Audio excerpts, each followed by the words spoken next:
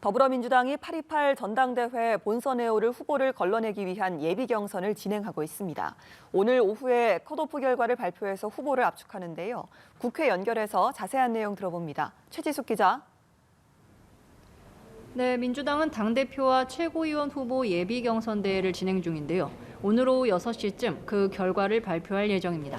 정견 발표 첫 주자로 나선 이재명 상임고문은 당원과 국민의 집단 지성에 정치 운명을 맡긴다며 이기는 민주당을 내걸었습니다. 또 당내 반대 여론을 의식한 듯 통합의 정치를 강조하기도 했습니다. 반면 97그룹 주자 등 비이재명계는 이 고문을 겨냥해 선거 패배 책임과 공천 학살 우려, 팬덤 정치 등을 거론했는데요. 그러면서 과감한 혁신을 기치로 새로운 민주당을 약속했습니다. 투표는 온라인으로 진행되며 중앙위원 70%, 국민 여론조사 30%가 반영되는데 본선에 오를 당대표 후보는 3명으로 압축됩니다.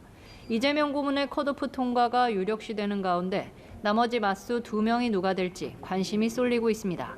예비 경선을 통과한 후보들은 다음 주부터 약 한 달간 전국을 돌며 정견을 알립니다.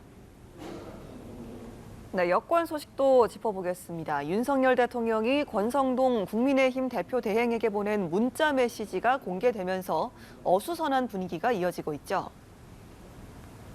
네, 그렇습니다. 윤 대통령의 이른바 내부 총질 메시지가 공개된 뒤 국민의힘은 혼란상이 이어지고 있습니다.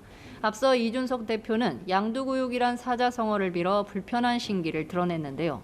친윤으로 꼽히는 같은 당 이철규 의원은 이를 놓고 이 대표를 직격했습니다.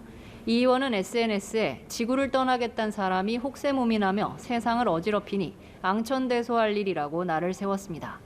이 대표가 지난해 3월 한 유튜브 방송에서 윤석열 전 검찰총장이 대통령이 되면 지구를 떠나겠다고 말한 걸 꼬집은 겁니다. 이 대표는 이에 대통령을 잘못 보좌해온 사람을 한 명 더 알 것 같다면서도 당원들을 만나는 데 집중하겠다는 뜻을 전했습니다. 또 민경욱 전 미래통합당 의원이 2020년 총선 무효를 주장하며 제기했던 소송이 대법원에서 기각된 데 대해서도 SNS를 올렸는데요. 이 대표는 이런 문제도 초반에 정리하지 못하고 2년을 끌어온 게 보수 진영의 역량이었다며 당신들이 보수 몰락을 위해 뛴 스파이였다고 비판했습니다.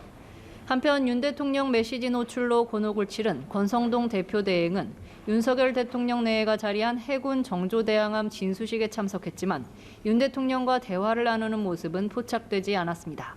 지금까지 국회에서 전해드렸습니다.